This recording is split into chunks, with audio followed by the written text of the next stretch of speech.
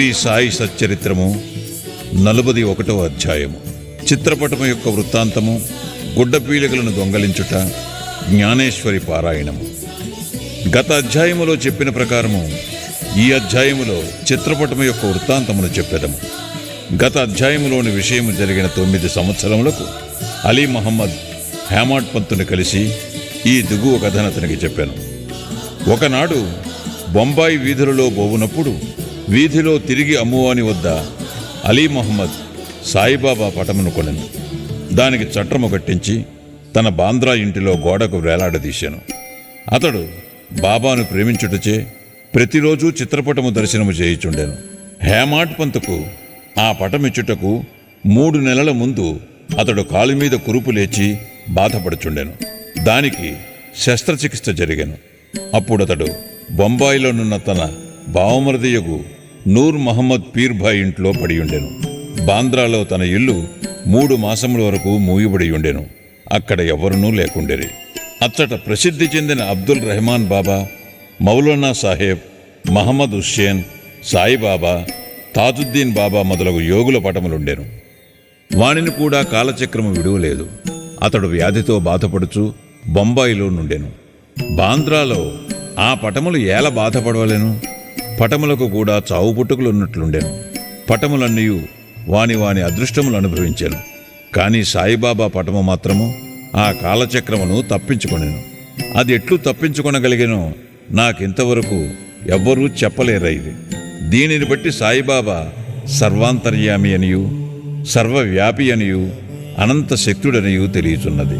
అలీ మహమ్మద్ అనేక సంవత్సరముల క్రిందట యోగయుగు అబ్దుల్ రెహమాన్ బాబా యొక్క చిన్న పటమును మహమ్మద్ హుస్సేన్ ధారియా వద్ద సంపాదించాను. దానిని తన బావమరిదియగు నూర్ మహమ్మద్ పీర్భాయ్కి ఇచ్చాను. అది అతని టేబుల్లో 8 సంవత్సరములు పడి ఉండెను. ఒకనాడు అతడు దానిని చూచెను. అతడు దానిని ఫోటోగ్రాఫర్ దగ్గరకు తీసుకుని పోయి సజీవ ప్రమాణమంత పెద్దదిగా చేయించి దాని ప్రతులను తన బంధువులకు, స్నేహితులకు పంచిపెట్టాను. అందులో ఒకటి అలీ మహమ్మద్కిచ్చాను. దానినతడు తన బాంద్రా ఇంటిలో పెట్టాను. నూర్ మహమ్మద్ అబ్దుల్ రెహమాన్ గారి శిష్యుడు. గురువు నిండు దర్బారులో నుండగా అతడు గురువుగారికి దీనిని కానుకగా నిచ్చుటకు పోగా వారు మిక్కిలి కోపించి కొట్టబోయి నూర్ మహమ్మదును అతడి నుండి తరిమివేశారు. అతడు మిగులు విచారపడి చికాకు పొందాను. తన ద్రవ్యమంతయు నష్టపడుటే కాక గురువుగారి కోపమునకు, అసంతుష్టికి కారణమాయను గదా అని చింతించాను. విగ్రహారాధన గురువుగారికి ఇష్టము లేకుండాను. ఆ పటమును అపోలో బందరుకు తీసుకుని పోయి ఒక పడవను అద్దెకు కట్టించుకుని సముద్రంలోనికి పోయి దానినక్కడ నీళ్లలో ముంచివేశాను. తన బంధువుల వద్ద నుంచి, స్నేహితుల వద్ద నుంచి పటములను తెప్పించి వానిని కూడా బాంద్రా సముద్రములో ముంచెను. ఆ సమయమున అలీ మహమ్మద్ తన బావమరిది ఇంటిలో నుండెను. యోగుల పటములను సముద్రములో పడవైచినచో తన వ్యాధి కుదురునని బావమరిది చెప్పాను. ఇది విని అలీ మహమ్మద్ తన మేనేజరును బాంద్రా ఇంటికి పంపి అక్కడున్న పటములు అన్నిటినీ సముద్రములో వేయించాను. 2 నెలల పిమ్మట అలీ మహమ్మద్ తన ఇంటికి తిరిగి రాగా బాబా పటము ఎప్పటివలే గోడ మీద నుండుట గమనించి ఆశ్చర్యపడెను. తన మేనేజరు పటములన్నీ తీసివేచి బాబా పటము ఎట్టుమరిచెనో అతనికి తెలియకుండెను. వెంటనే దానిని తీసి బీరువాలో దాచాను. లేకున్న తన బావగారు దానిని చూచినచో దానిని కూడా నాశనము చేయనని భయపడెను. దానిని ఎవరికివ్వవలను? దానిని ఎవరు జాగ్రత్తపరిచెదరు? దానిని భద్రముగా ఎవరుంచగలరు అను విషయములను ఆలోచించుచుండగా సాయిబాబాయే ఇస్మ ముజావరును కలిసి వారి అభిప్రాయము ప్రకారము చేయవలసినదని తోచునట్లు చేశాను. అలీ మహమ్మద్ ఇస్మ ముజావరును కలుసుకొని జరిగినదంతయూ చెప్పాను. ఇరువురును బాగుగా ఆలోచించి ఆ పటమును హేమాడ్ పంతుకు ఇవ్వ నిశ్చయించిరి. అతడు దానిని జాగ్రత్తపరచునని తోచెను. ఇద్దరును హేమాడ్ పంతు వద్దకు పోయి సరైన కాలములో దానిని బహూకరించిరి. ఈ కథను బట్టి బాబాకు భూత భవిష్యత్ వర్తమానములు తెలియననియు చాకచక్యముగా సూత్రములు లాగి తన భక్తుల కోరికలు ఎట్లు నెరవేర్చుచుండెనో కూడా తెలియచున్నది. ఎవరికైతే ఆధ్యాత్మిక విషయములలో ఎక్కువ శ్రద్ధయో వారిని బాబా ప్రేమించుటే కాక వారి కష్టములను తొలగించి వారిని ఆనందభరితులుగా చేయుచుండెరని రాబో కథ వలన తెలియను. గుడ్డ పీలుగులను దొంగలించుట, జ్ఞానేశ్వరి చదువుట. బీబీ దేవ్ దహనులో మామల్తాదారు. అతడు జ్ఞానేశ్వరిని ఇతర మత గ్రంథములను చదువువలనని చాలా కాలం నుండి కోరుచుండెను. భగవద్గీతపై మరాఠీ భాషలో జ్ఞానేశ్వరుడు వ్రాసిన వ్యాఖ్యయే జ్ఞానేశ్వరి. ప్రతిదినము భగవద్గీతలో ఒక అధ్యాయమును, ఇతర గ్రంథముల నుండి కొన్ని భాగములను పారాయణము చేయుచుండెను. కానీ జ్ఞానేశ్వరుని ప్రారంభించగానే ఏవో అవాంతరములు ఏర్పడుటచే పారాయణము ఆగిపోవుచుండెను. 3 నెలలు సెలవు పెట్టి షిరిడీకి వెళ్ళి అక్కడి నుండి తన స్వగ్రామమగు పౌండుకు పోయెను. ఇతర గ్రంథములన్నయూ అచ్చట చదువుగలిగను. కాని జ్ఞానేశ్వరి ప్రారంభించగానే ఏమో విపరీతమైన చెడ్డ ఆలోచనలు తన మనస్సును ప్రవేశించుటచే చదువులేకుండెను. అతడెంత ప్రయత్నించినను కొన్ని పంక్తులు కూడా చదువులేకపోయాను.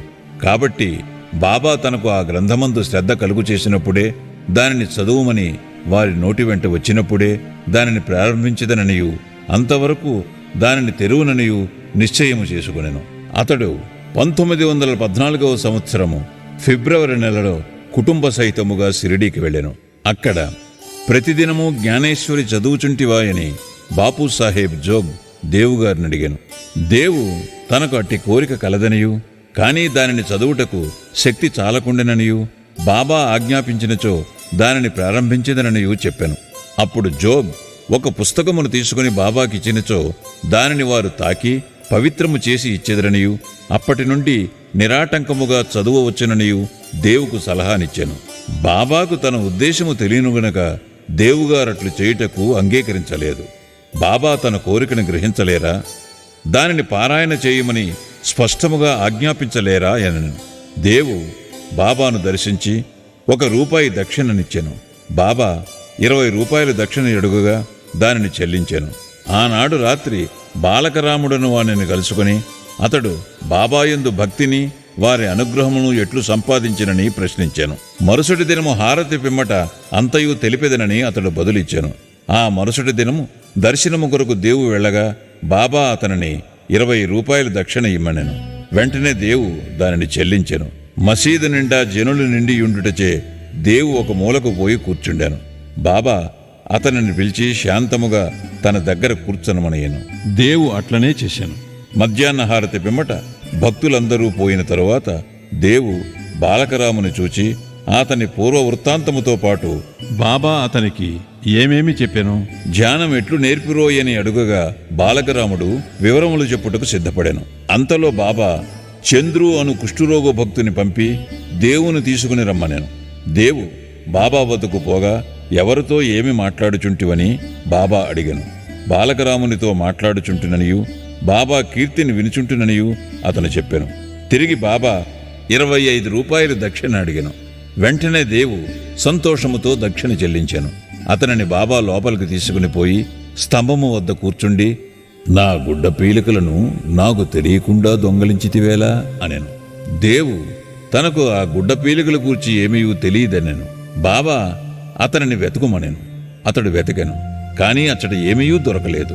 బాబా కోపగించి ఇట్లనెను, ఇక్కడ ఇంకెవ్వరూ లేరు, నీ ఒక్కడివే దొంగవు. ముసలితనముచే వెంట్రుకలు పండినప్పటికీ ఇచ్చటకు దొంగలించుటకు వచ్చితివా అని కోపగించాను. బాబా మతిచెడిన వాని వలె తిట్టి కోపగించి చీవాట్లు పెట్టాను. దేవు నిశ్శబ్దముగా కూర్చుండెను. దేవు తాను సటకా దెబ్బలు కూడా తిననేమో అనుకునేను. 1 గంట తరువాత బాబా అతనిని వాడాకు వెళ్ళుమనెను. దేవు అచ్చటికేగి జరిగినదంతయు జోగుకు బాలకరామునకు తెలియజేశాను. సాయంకాలము అందరినీ రమ్మని బాబా కబురు పంపాను.